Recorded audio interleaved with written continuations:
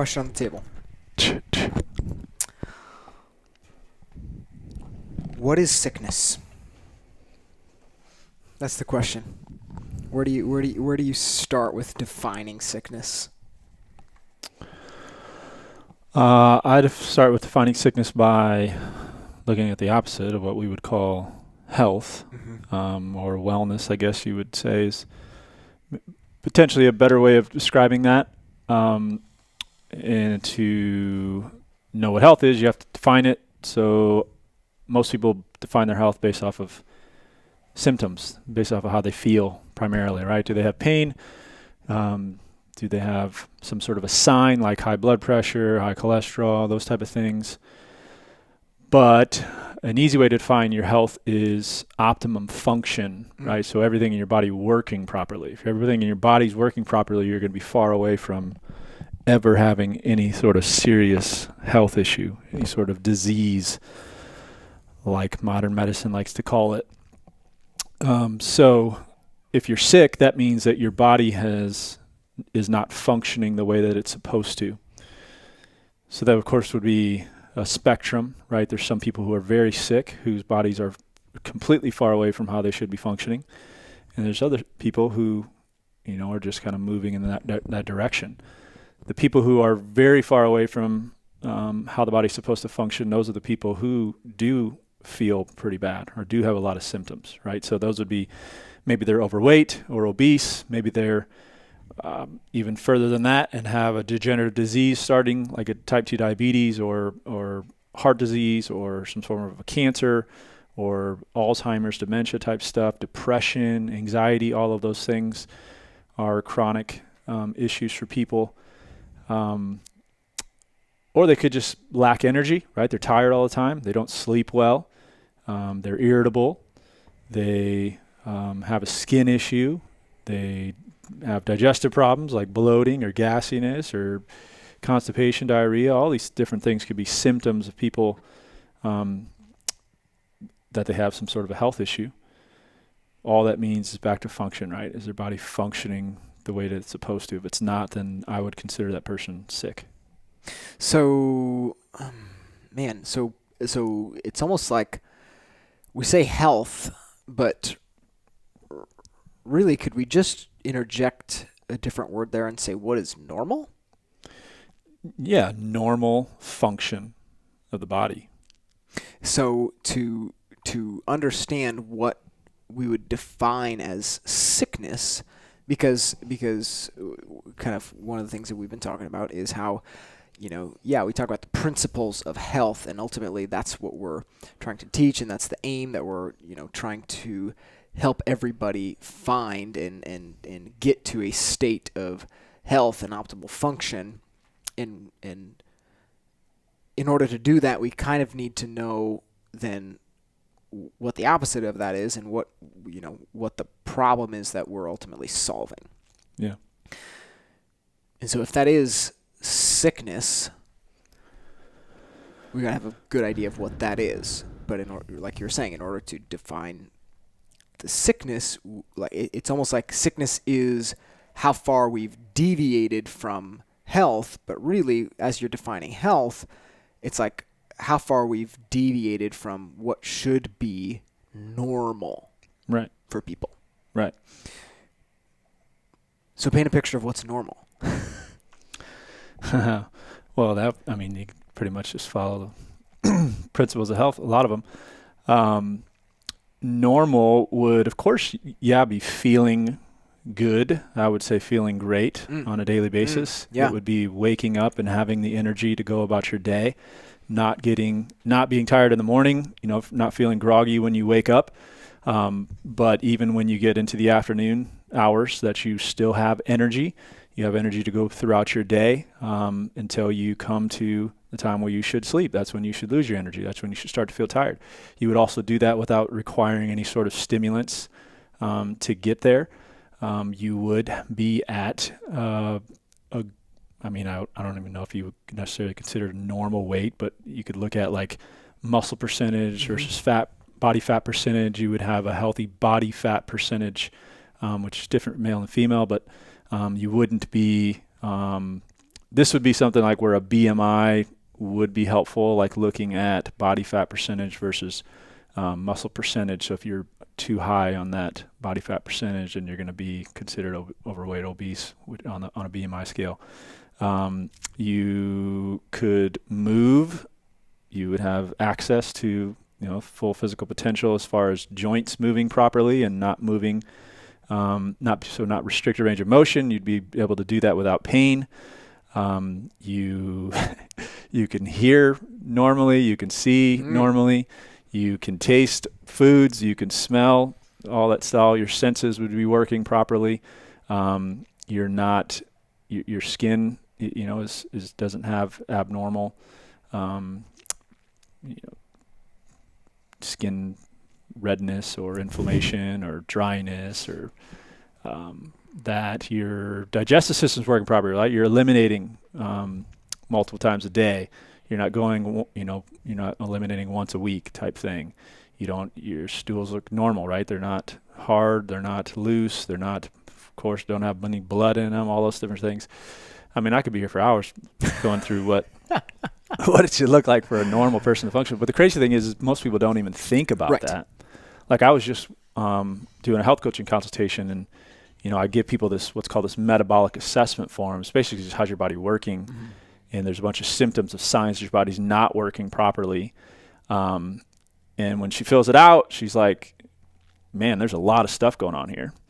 But then when she thinks about her day-to-day, she's like, I don't even think about any of this stuff throughout my day. Mm-hmm. So if you asked her day-to-day, are you healthy? She'd be like, yeah, I'm a healthy person.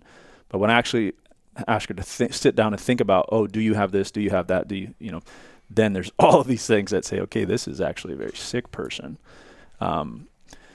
So, yeah, I mean, we're so ingrained into, are you feeling absolutely miserable? If you are, then you're sick. If you're not feeling absolutely miserable, then you're not even, there's not even like an in between. You're just a healthy person. Sure. Yeah. Right? So it's all based off of how am I feeling at this particular moment versus how well your body's functioning. And to complicate it even more, like what we think of as sick is if somebody has a cold or flu, something like that, right? So, they're throwing up, they have a fever, all of these things. But when you actually understand health, throwing up, fever, diarrhea, even all that stuff is proper function of the body. So that person's actually healthy doing those things, but we call it sickness. Yeah. So one of the big things I hear you saying is sickness and health are on a continuum. They're on a spectrum. Yes. And there's a really big kind of fundamental foundational understanding that you're kind of saying, but maybe not explicitly, that health, or the lack of it, is ultimately primarily a byproduct of your environment. Mm-hmm. And so while you may not be experiencing in this particular moment severe symptoms of sickness, we can assess your life, assess your lifestyle, assess your behaviors, and say these are behaviors that are going to produce health versus these are behaviors that are going to produce increasing levels of sickness. Yeah. Right?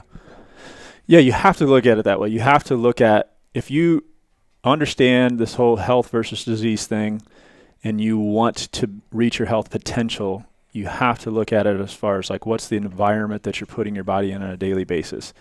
Because again, the way we understand health, specifically in America, but then it spreads to the whole world, it is so much based on what's the symptom, how can we get rid of it? So then all the studies, all the research on health are looked at towards, okay, does this particular medication, does this particular supplement, whatever it may be, does this particular intervention, I guess would be the best way to describe it, improve this particular symptom? Yeah. Right?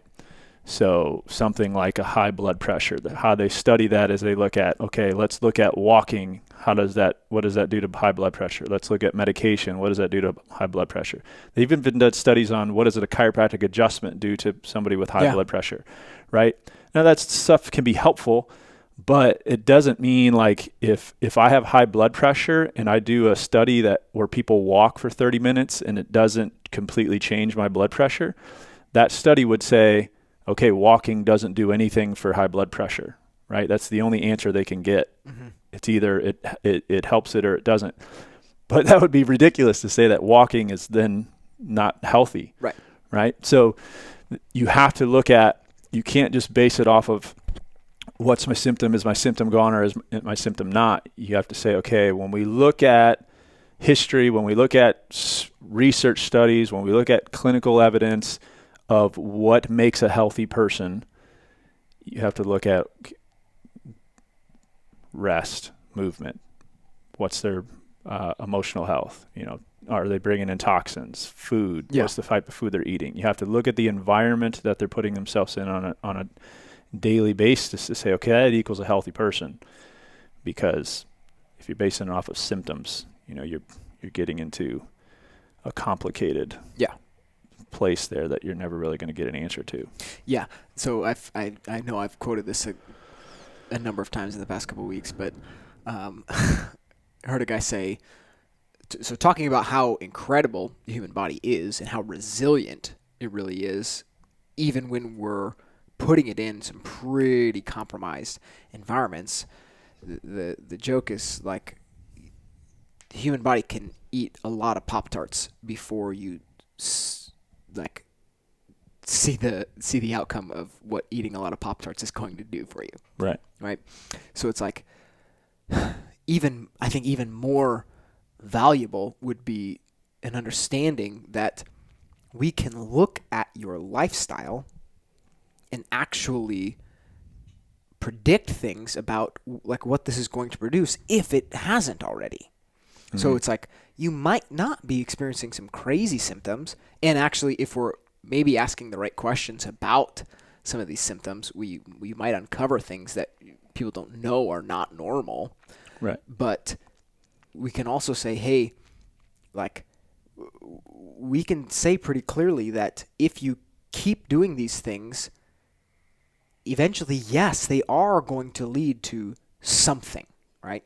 So honestly, digging into those lifestyle factors, those principles of health, okay, as we deviate from these things, these are actually principles of sickness, right? Mm-hmm. Like that's kind of how we need to think about sickness. It's not just, oh, do you identify with these symptoms, this disease? Can we see this thing happening?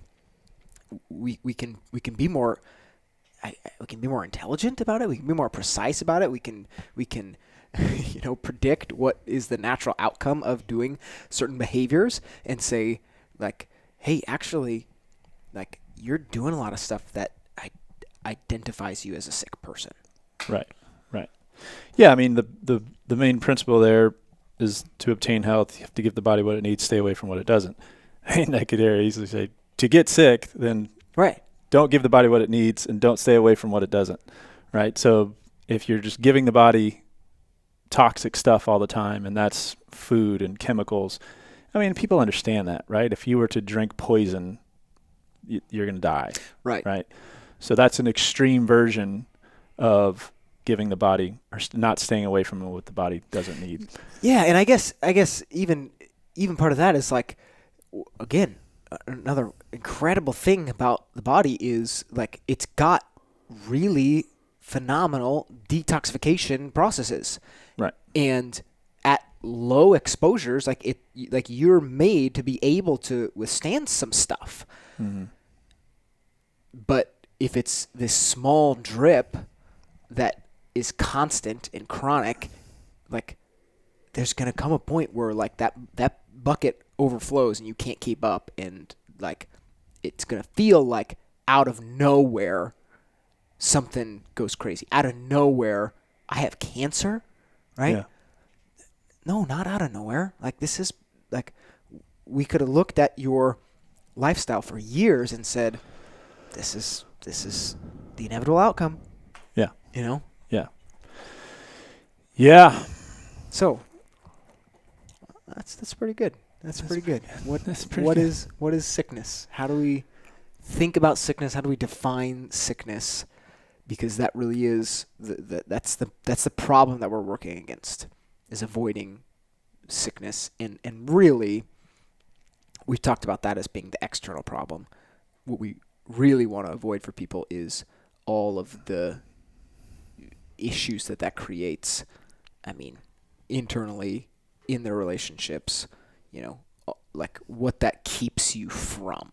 Right. You know, that's probably the even bigger problem. And it's also helpful with, you know, when people are in a very sick state, and again, their definition of sickness and our definition of sickness could even be different, but they just even themselves say, you know, I'm overweight, I'm tired all the time, and I know I need to change things. How they should be looking at and measuring their results is not so much, am I feeling better? Am I losing weight? You know, are my numbers changing in my blood work? Yes, that's all good. We want to see that. Are you doing the principles, right? Are you actually putting your body in the environment that gives the body what it needs and stay away from what it doesn't?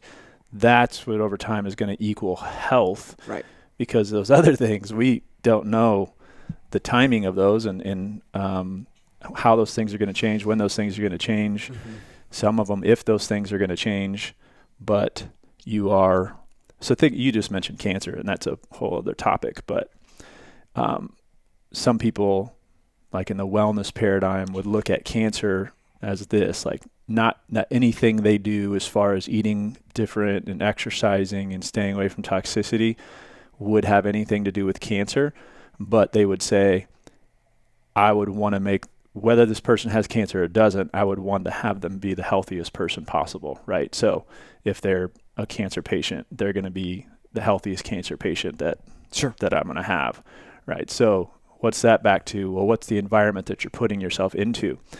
I would want to say, okay, well, because we know that the body has this amazing ability to heal itself and to regulate itself and to heal from crazy things, if you're giving the body what it needs and staying away from what it doesn't, then I don't really think we can put a limit on all these labels that we've said that are diseases. Could they heal? Could you cure these things or not? I don't necessarily care about that. I'm trying to get the body as healthy as possible and then let the body do the healing and reverse whatever process is going on in it. Get back to why you have to look at what's the environment that you're putting yourself into. If I'm putting myself into the right environment for a period of time, do what healthy people do. It's impossible to not be healthy, right? Because you're improving function. It's impossible, I guess, again, maybe the be healthy thing was the wrong way to describe it. It's impossible not to go on the spectrum from the sickness end in that direction towards the healthy end. Yeah. Yep. Cool. That does us justice.